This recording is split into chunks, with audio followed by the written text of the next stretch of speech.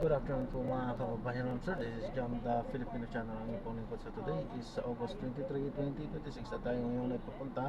Actually, dito na tayo. Dito yan sa Mahaya, SM City Grand Central. Dito yan sa Rizal Extension, Barangay 88, Grace Province, Caloocan. At dadalhin po natin sa may Rorex Factory Creation and Trading Company Incorporated sa M. Santos Street, Santolan, Malabon. Okay, magbabalik po tayo mamaya natin po. Pag nakuha na po natin sila, disclaimer lamang po ang content po natin ay kalsada at hindi ang passenger, kaya naman saka po na may marinig kayo mga pangalan ng lugar, pangalan ng tao, pangalan ng organisasyon sa government o private man yan, ay wala kong kinalaman ng channel nito at wala kong pinapatungkulan. Lahat po ng pinag-usapan dito ay pawang dito lamang po yan sa loob at wala kong pinapatungkulan sa labas. Magbabalik po tayo mamaya kung pagkakuha na po natin sila. Ayan, so na-drop na natin sila. So maraming salamat po sa panonood. Hanggang sa muli po, ingat, God bless. Paalam po muna pansamantala po. Di tayo ulit nakapag-play.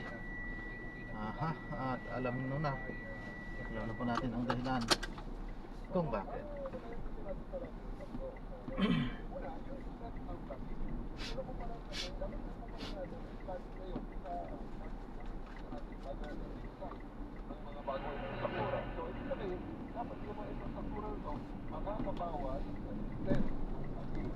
Gaya na nakita natin na magawa na yung mega structures sa Kamanaba, iba ang epekto ng malalakas ng pag-ulan sa kanila.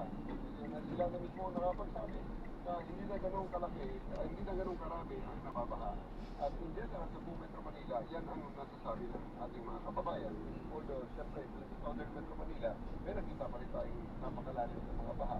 At yun ngayon, ang ating pinag-aaralan, kaya nga lumalabas ngayon, yung Paranaque Speedway Project. Okay, so, extend muna. Yun ang numero 1 parameter. Second parameter is yung lalim, yung tubig. So, ibig sabihin, pag may ginawa tayong sistema, dapat kung meron ng tubig sa kalsada, hindi na ganun kalalim. At hindi dapat na ang epekto ay pareho pa rin or catastrophic pa rin. So, because of the infrastructure, kinukumpara natin ang naging epekto sa tubig, gusto natin na mas mababaw na lang ang naapektuhan pa kung may naapektuhan pa nga ba ng pagkita.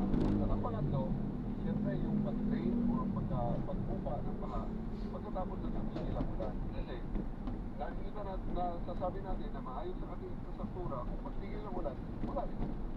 Mabilis din mawala ang tubig na mga kalsada at sa ating road. Halimbawa sa Marikina River, no? Malaki yung pinagbago dyan. Malaki dahil lang mga bilang bumigay o kung napagana pa yung pumping station dyan, baka hindi pa nagbaha eh. At bakit pero makikita natin, pakabilis nung ragasan ng tubig na bumabagsak dyan sa Marikina River kung kamakailan. Opo, talaga pong ganyan. Kaya nakita natin kung ano naging epekto itong mga bagong proyekto na ginawa ng ating gobyerno dito sa Maynila at ang mga dati na mga subdivision na laging lubog at pag ganung ulan ay talagang lubog. Eh ngayon ay hindi na ganun lakas ng epekto, malaki yung epekto sa kanila. Ayun, okay. Pag uli po, GM Torre sir, ano po yung aming muli ang panawagan ng MMDA para po sa ating mga kabayan